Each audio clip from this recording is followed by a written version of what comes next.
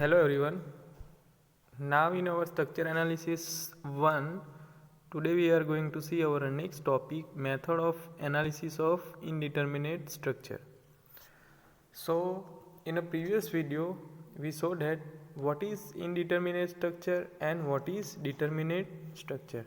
So we know that when we analyze indeterminate structure by three equilibrium condition, it is called determinate structure, and if we are not analysis by three equilibrium condition, it is indeterminate structure. So what is our equilibrium condition? Summation h, summation m and summation v is equal to 0.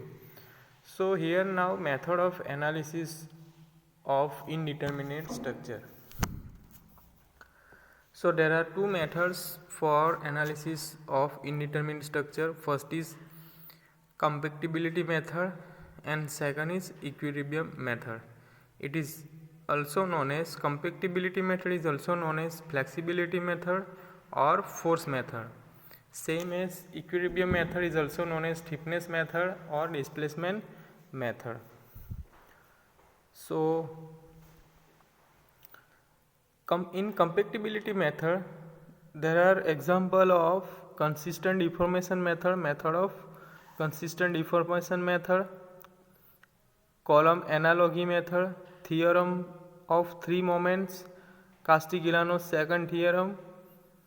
So it is in compactibility method, and in equilibrium method it is slope deflection method and moment distribution method. Very most important method for determination analysis of indeterminate structure. So in a compactibility method, redundant forces are taken as unknowns. In an equilibrium method, joint displacement are taken as unknowns. So the choice between compactibility method and equilibrium method largely depend upon the type of structure and the manner in which it is supported. If ds is less than dk, force method is preferred. If ds is greater than dk, displacement method is preferred. Now for illustration, here one continuous beam is given, one support is hinge support and two supports are roller support. Okay, there are two internal force acting on it beam. So with only vertical loading, ds is equal to 3 minus 2, so it is 1, and dk equal to twice j minus r. There are 3 joints, so 2 into 3 it is 6 minus reaction कितना आएगा 1 2 3 and 4, so it is 6 minus 3 it is 3. So ds is less than dk, so it can be analyzed by force method easily. Okay. Now continuous beam, here continuous beam is given. So with only vertical loading, ds is equal to 5 minus 2, so it is 3. dk is equal to 2j minus r, 2j 2 into joint minus reaction, so it is 2 into 3 it is 6 minus 5, so it is 1. So ds is greater than dk, so it can be analyzed by displacement method only. So here two methods are given for analysis of indeterminate structure. First is compactibility method and second is equilibrium method. So compactibility method is also known as flexibility method or a force method. Equilibrium method is also known as stiffness method or displacement method. So compactibility method, it is in consistent deformation method, column analogy method, theorem of three moments, Castigliano's second theorem, theorem of minimum strain energy. So in equilibrium method it is slope deflection method, moment distribution method. So the choice between compactibility method and equilibrium method largely depends upon the type of structure and the manner in which it is supported. So if ds is less than dk, force method is preferred. If ds is greater than dk, displacement method is preferred. Now principle of superposition, most important theory, exam में पूछी गई है 2-3 बार, so important है. Principle of superposition. The principle of superposition is state as follows. द displacement resulting from each of a number of force, each of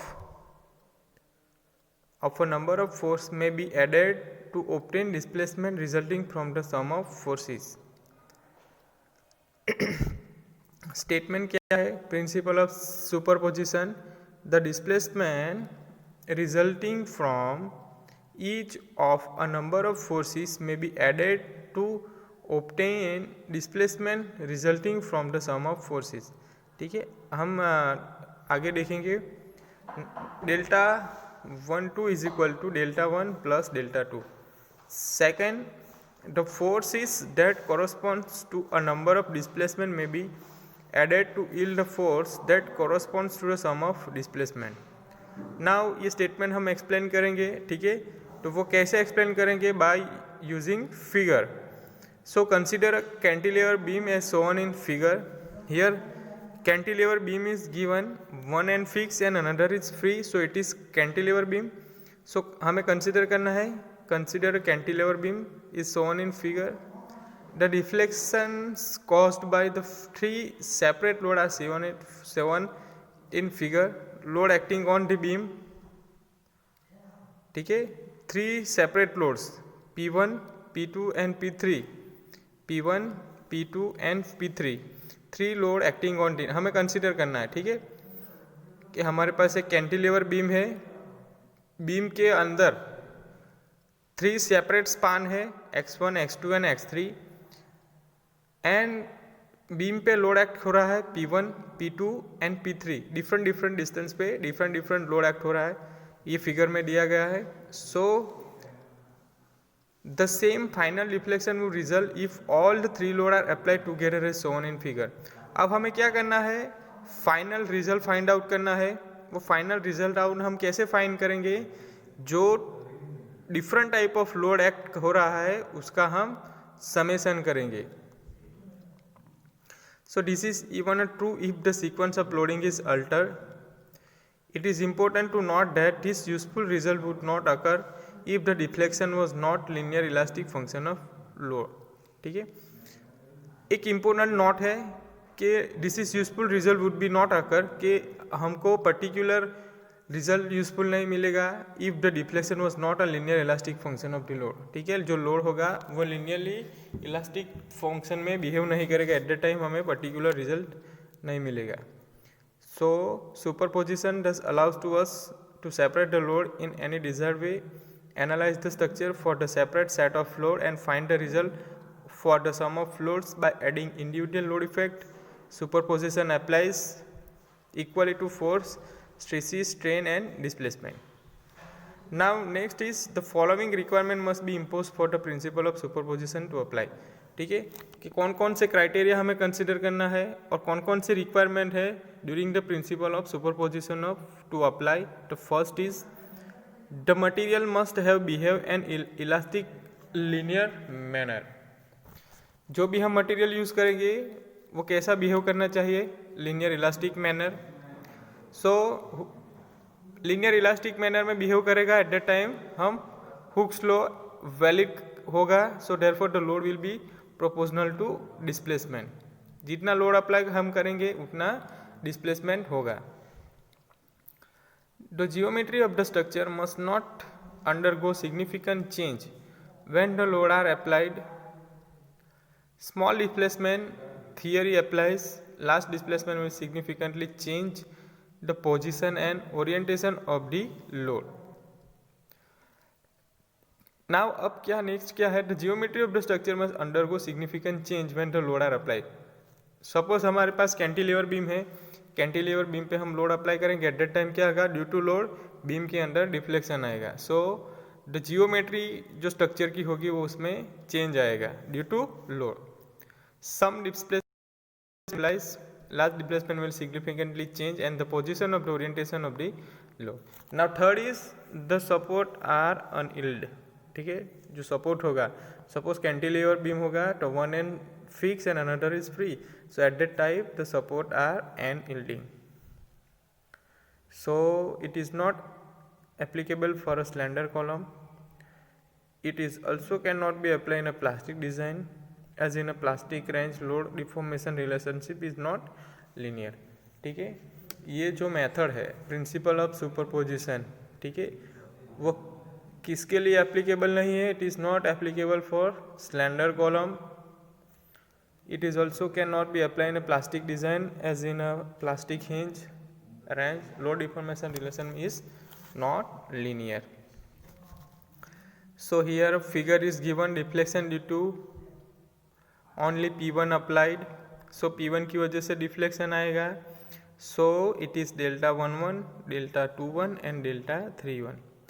Then second figure है deflection due to only P2 applied. At that time delta 12, delta 22 and delta 32. Then after हम deflection due to only P3 apply, third load apply करेंगे. So it is delta 13, delta 23 and delta 33.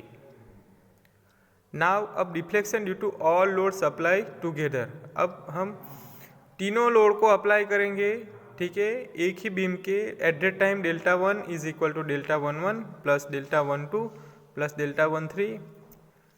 Delta 2 is equal to delta 21, delta 22 plus delta 23 and last delta 3 is equal to delta 31 plus delta 32 plus delta 33. So it is the principle of superposition.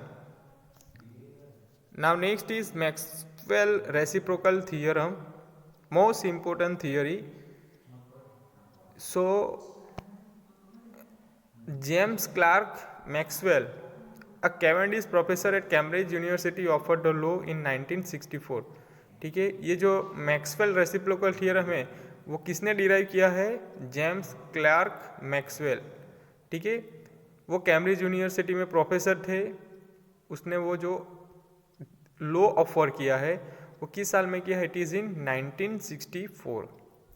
The Maxwell theory of the reciprocal deflection can be state by three way as follow. ठीक है, जो Maxwell reciprocal theorem है वो हम three way में हम उसे define कर सकते हैं.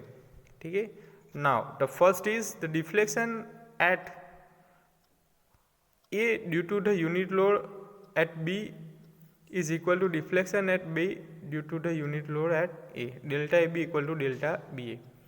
ठीक है, जो डिफ्लेक्शन आएगा पॉइंट ए पे बी की वजह से इज सेम इक्वल टू जो डिफ्लेक्शन बी पे आएगा due to unit load A. ठीक है, बी पॉइंट पे जितना डिफ्लेक्शन आएगा ए की वजह से उतना ही डिफ्लेक्शन आएगा बी पॉइंट पे ड्यू टू ए.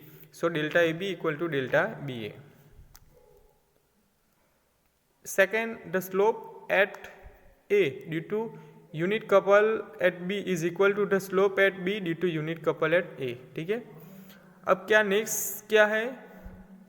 जो पॉइंट ए पे स्लोप आएगा, डिफ्लेक्शन आएगा, डिफ्लेक्शन की वजह से स्लोप आएगा, तो स्लोप आएगा due to couple B, B की कपल की वजह से ए पे स्लोप आएगा is same equal to slope at B due to the unit couple at A. ठीक है, सिंपली है phi A B equal to phi B A. ठीक है, deflection and slope. Now third is the slope at A due to unit load at B is equal to the deflection at B is due to unit couple at A. ठीक है, phi dash A B equal to delta dash B A. ठीक है, so it is Maxwell reciprocal theorem. अब उसका जो proof है हम next lecture में देखेंगे. ठीक है, so it is a most important theory, Maxwell reciprocal theorem and principal of superposition. ठीक है, सो इन Maxwell reciprocal theorem, it is given by Clerk Maxwell, professor at Cambridge University, offered the law in 1964. ठीक है, and three way as follows. जो statement है उसका three way explanation के लिए.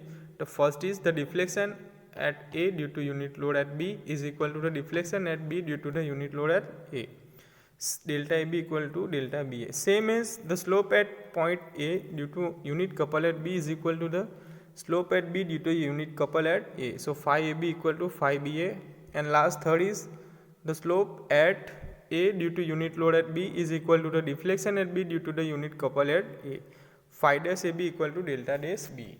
So it is a most important theory, Maxwell reciprocal theorem and principle of superposition.